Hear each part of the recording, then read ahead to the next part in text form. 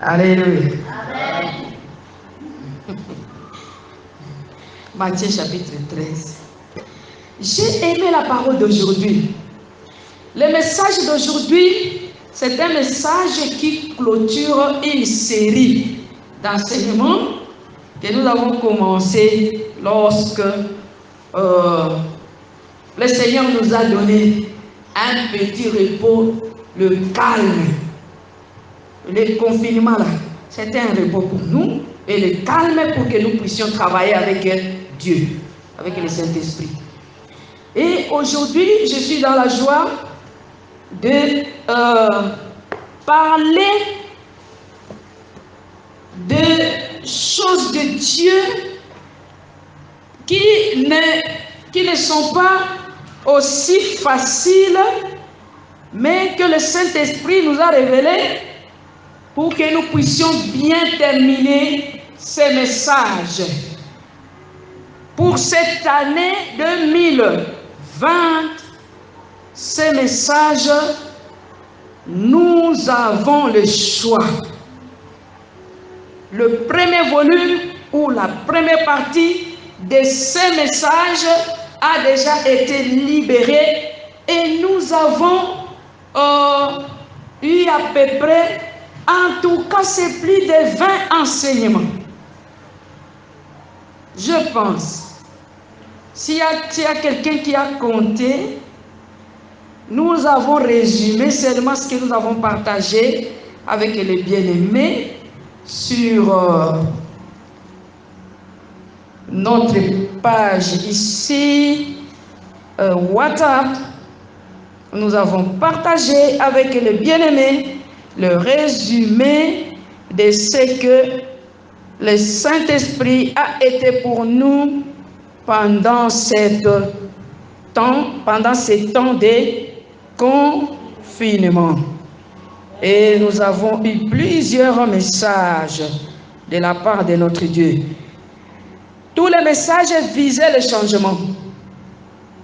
C'est-à-dire que nous devons quitter l'état qui n'était pas bon par rapport à notre Dieu.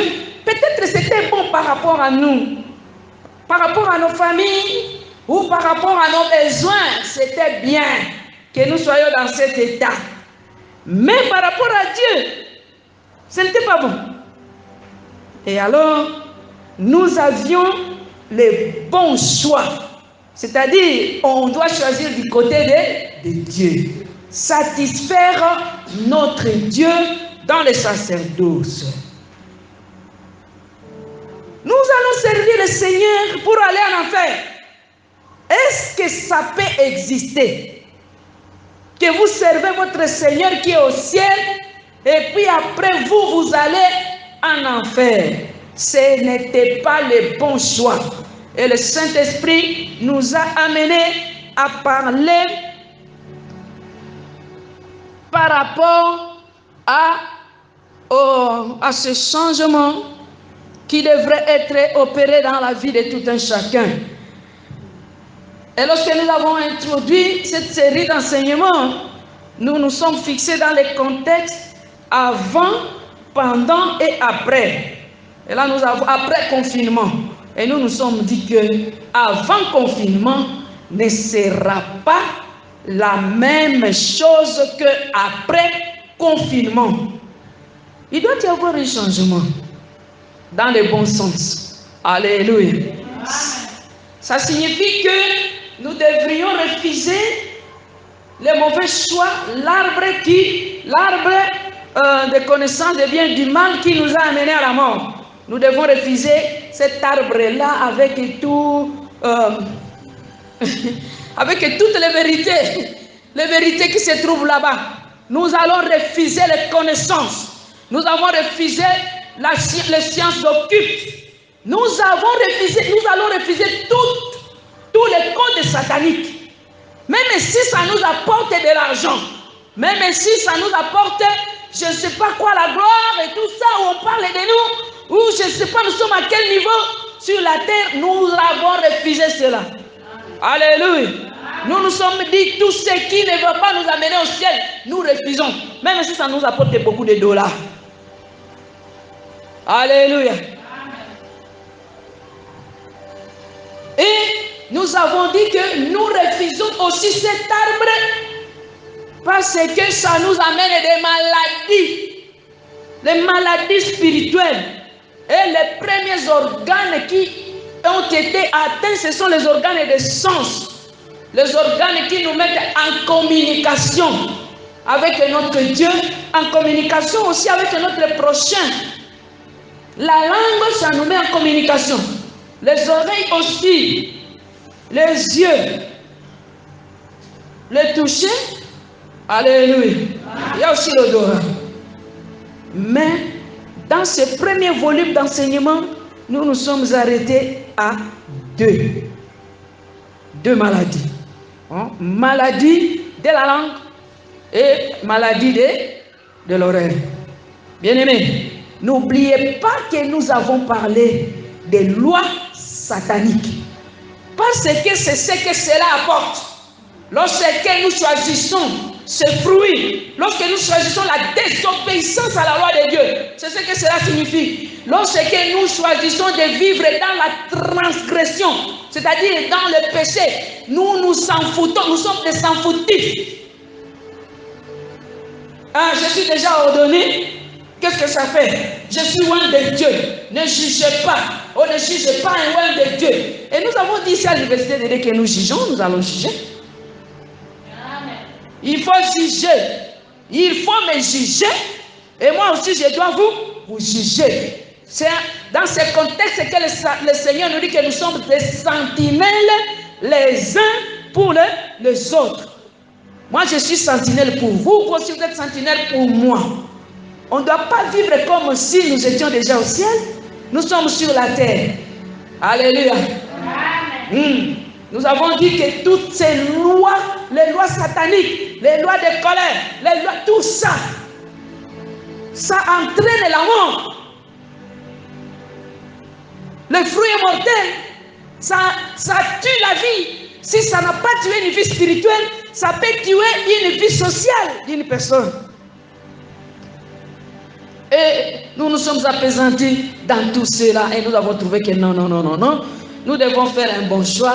Et nous sommes du bon côté. Nous, de la nation sacerdotale. Alléluia.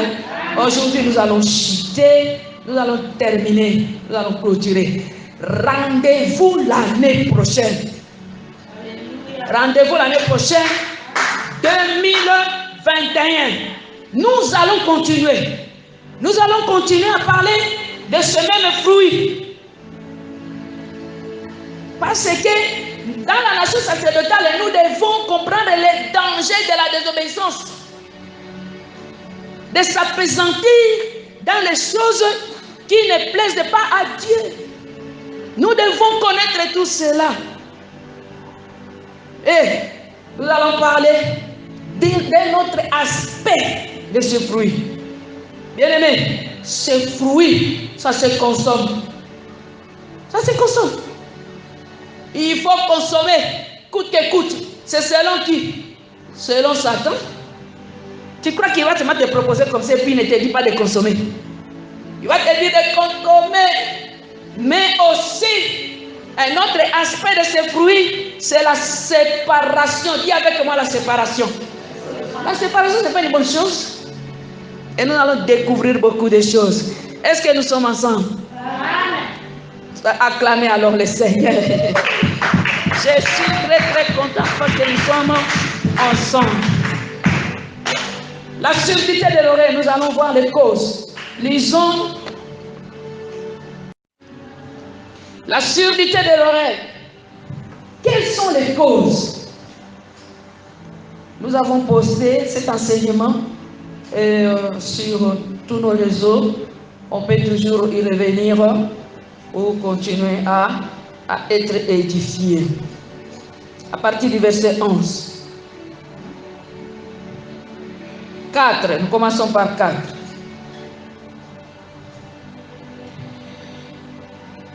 Ou par 3. Il leur parla en parabole sur beaucoup de choses et il dit: un semeur sortit pour s'aimer. Et comme il s'aimait, une partie de la semence tomba le long du chemin.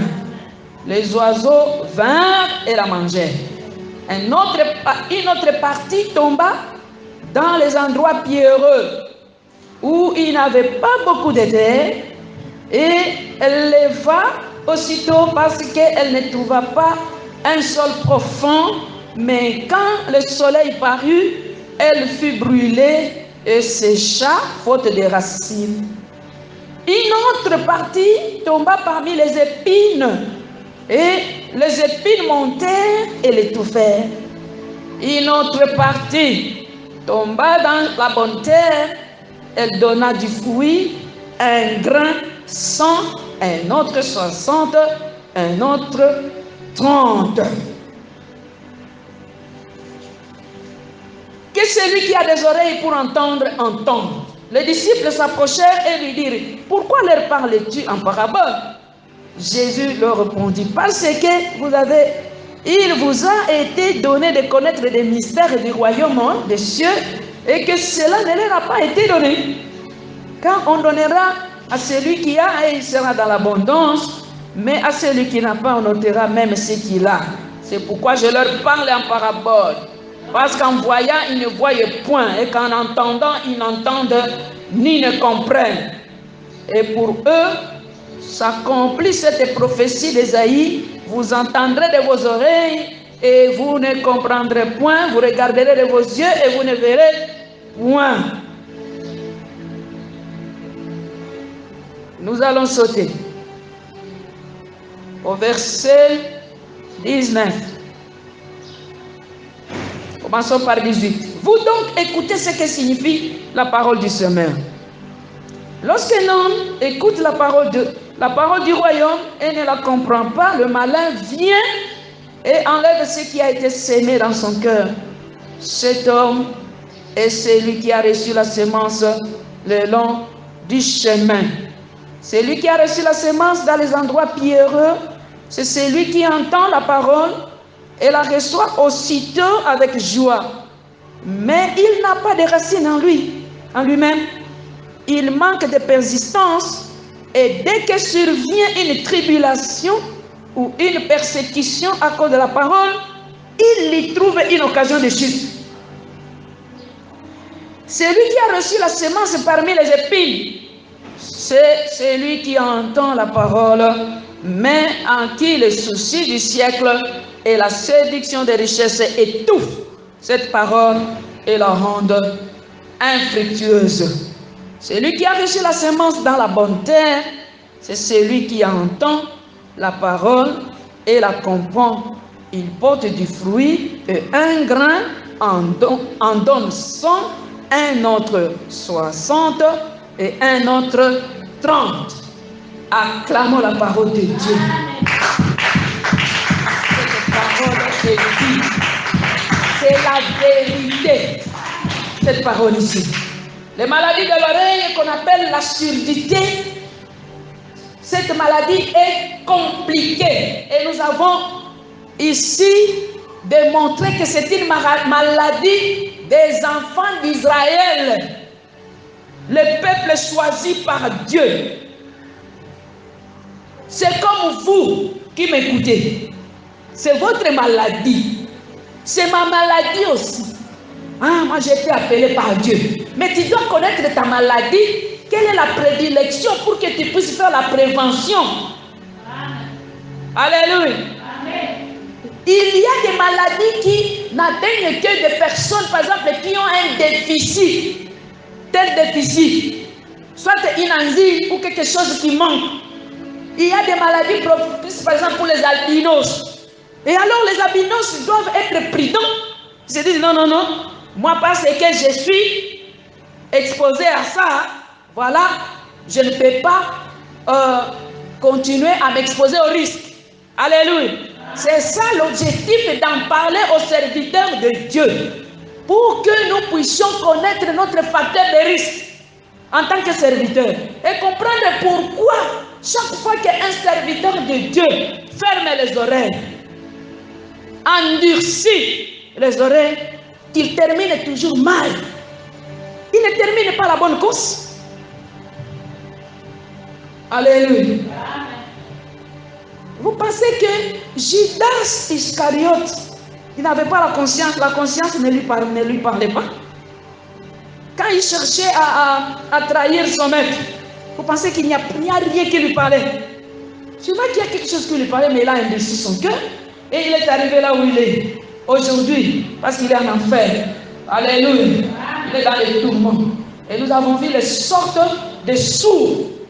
Le sourd, il y a des sans-foutistes, il y a les sourds sensoriels. Donc les gens là vraiment qui ne comprennent, qui refusent. Et ils refusent de comprendre. Et nous avons vu les personnes qui ne perçoivent que des paroles étranglées. Je crois que nous venons de voir. Étouffées. La parole de Dieu est étouffée. Et nous avons vu les malentendants. Les causes. La première cause ici que nous trouvons dans la parabole, cette parabole ici du semeur, j'ai toujours lu cette parabole, mais la manière dont le Saint-Esprit m'a orienté par rapport à ça. Vous savez que la vie spirituelle s'opère à travers nos propres choix. La vie spirituelle ici. Quel est votre choix? Et c'était ça la quintessence de notre thème. Nous avons le choix. Ici, il s'agit bien sûr de l'attention qui doit être portée à la parole de Dieu. La parole de Dieu nous parle, nous aussi les serviteurs. On ne fait que parler, on ne fait pas seulement parler aux gens, mais aussi la parole. Est-ce que nous faisons attention quand cette même parole-là nous parle? Alléluia. L'université de Dieu a été instituée par Dieu pour parler aux serviteurs de Dieu. Et le Seigneur nous a donné le mandat. Il nous a donné aussi l'autorité de le faire. Amen. Alléluia. Et nous demandons aux serviteurs de Dieu de porter attention à la parole, à cette parole que nous enseignons ici de la part de Dieu. La sémence, c'est la parole de Dieu. La sémence. Parce que Jésus-Christ lui-même, quand il a commencé à expliquer cette parabole ici de semeur, il dit que la sémence, c'est la parole de Dieu. Cette parole de Dieu, ça peut être l'évangile, ça peut être l'enseignement qui nous change.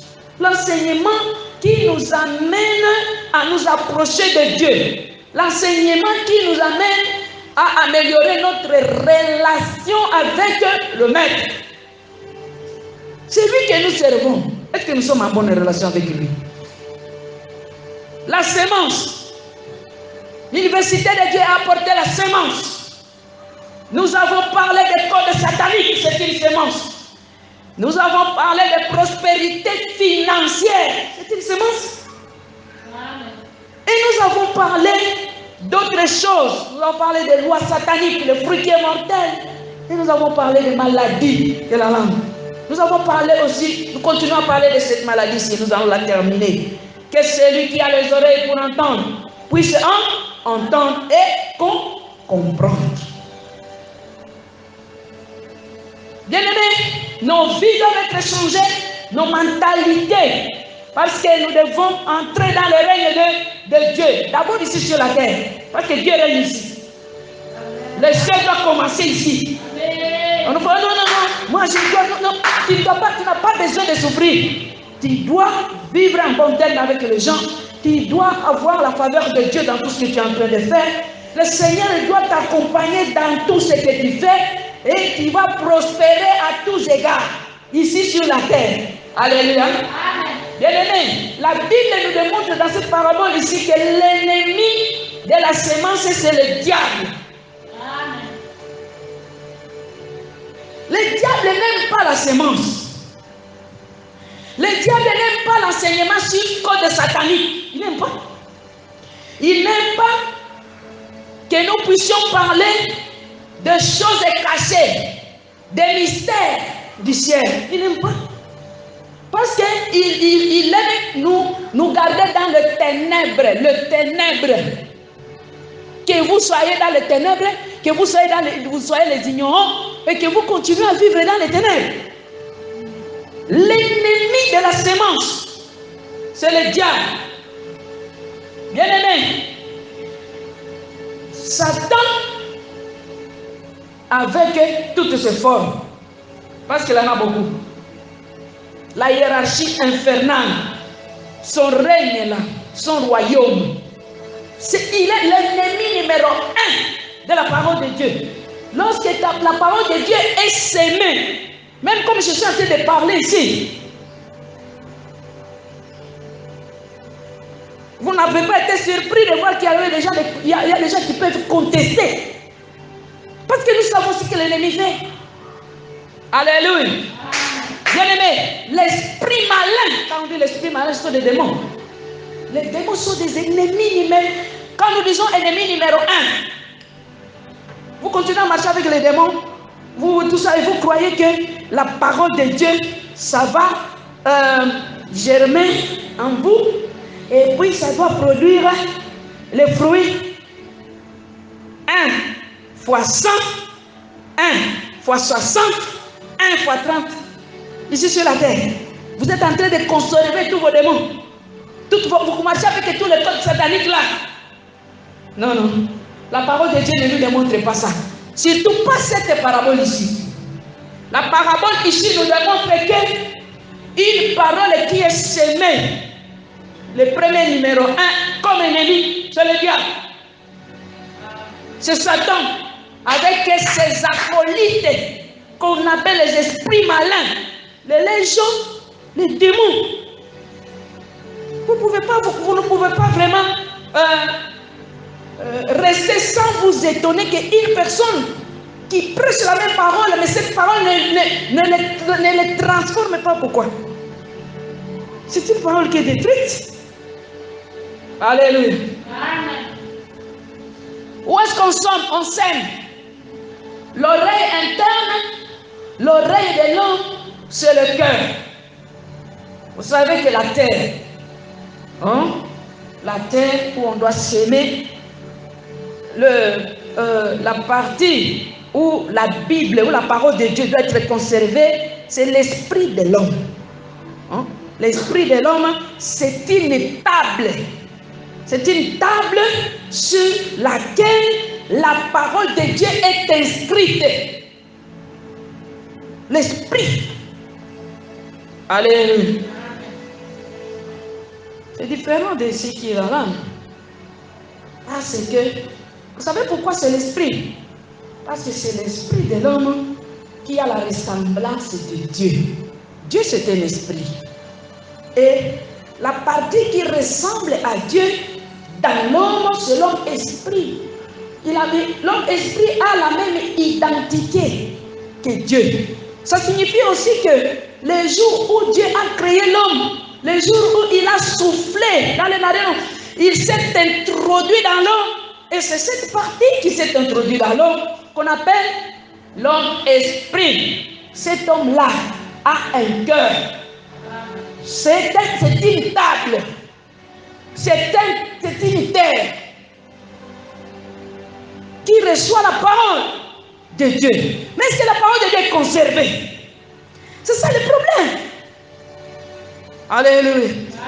Est-ce que cette première parole est conservée? Parce que nous avons dit que la mémoire d'une personne, l'intelligence de Dieu et de la personne à comprendre. Il y a entendre, il y a aussi comprendre.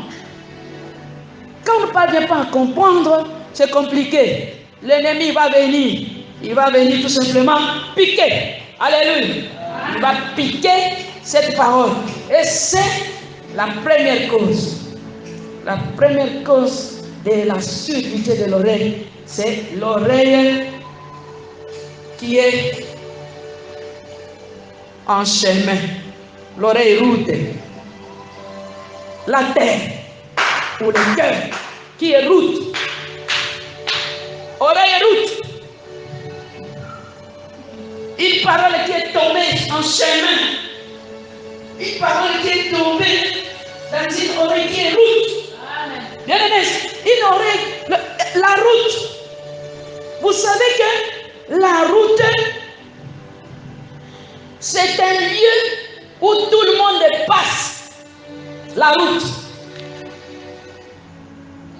C'est un lieu où tout le monde passe. Le voleur passe. Vrai ou faux? Lorsque vous lisez dans Osée chapitre 7, verset 1er, vous allez voir que tous les voleurs sont en dehors, sur la route. Sur là. Sur la route aussi, même ici à Kinshasa, c'est là où on met les ordures, les déchets, les poubelles. C'est sur la route. Et quand vous lisez Matthieu chapitre 5, vous allez, Jésus-Christ lui-même dit les ordures, jetez ça dehors, sur la route. Maintenant, une parole de Dieu qui tombe sur les ordures, ça va faire quoi? Les ténèbres, dis avec moi ténèbres. Les ténèbres, c'est sur la route. Tu ne verras rien. Tu ne sauras personne qui est méchant, où se trouvent les serpents, où se trouvent les scorpions. Tu ne verras rien. Parce qu'il y a des ténèbres. Dehors aussi sur la route, il y a les méchants. Il y a les méchants. 1 Corinthiens chapitre 5 verset 13. 1 Corinthiens chapitre 5 verset 13. La Bible nous parle des méchants qui sont en dehors, qui se promènent. Ils sont là-bas, les méchants. Une oreille qui se place à ce niveau-là. Bien aimé, la Bible nous dit que lorsque cette parole, même celle que nous sommes en train de prêcher aujourd'hui, d'enseigner, pendant un long moment, nous avons développé beaucoup de choses ici. Il suffit tout simplement que cette parole que nous avons prêchée ici tombe sur une oreille route. Vous comprenez déjà ce qui va arriver? Alléluia. Les voleurs vont voler. Les gens viendront piétiner. Mais Apocalypse, il nous parle encore, il nous dit encore très bien. Jean, avec Apocalypse 22, 15, il nous dit que dehors, il y a quoi? Les chiens. Non, je voulais que nous puissions lire. Lisons. Lisons cette parole. Parce que nous allons quitter la route. Au nom puissant de Jésus. On ne va pas continuer à rester là-bas. Nous lisons dans Apocalypse 22, 15. Apocalypse, chapitre 22, verset 15. Apocalypse, chapitre 22, verset 15. Apocalypse 22, verset 15. Dehors, non, commençons par 14. Heureux ceux qui lavent leur robe, afin d'avoir droit à l'arbre et d'entrer par la porte dans la ville. Dehors, les chiens, les enchanteurs, les impudiques, le meurtrier, les idolâtres, et quiconque aime et pratique le mensonge. Nous acclamons le Seigneur parce qu'on est en train de nous dire, on est en train ici de nous avertir que nous ne devons pas mettre notre oreille où? Sur le chemin, dehors. Alléluia. Vous savez que cette oreille ici, moi je l'ai refusée. Je l'ai refusée pourquoi? Parce que c'est par là que passe tout ce que nous venons de citer ici. Ce sont les représentants de Satan sur la terre. C'est notre ennemi qui passe là-bas. Et l'ennemi numéro 1, c'est Satan. L'ennemi numéro 1 de la parole. Satan, il passe là-bas. Et alors, vous savez que avec une oreille route, une oreille où a lieu tout ce trafic ici, tout le monde trafique là-bas, les impudiques, ainsi de suite. Ces gens-là, ils sont très pressés pour venir ramasser la parole de Dieu. Ils sont très pressés parce que Jésus-Christ lui-même, en décrivant cela dans Luc, il a dit ceci. Est-ce que c'est dans Luc? Oui, je crois, ou dans Marc. Je pense. Il dit que quiconque entend la parole du règne et ne comprend pas, le malin vient et ravit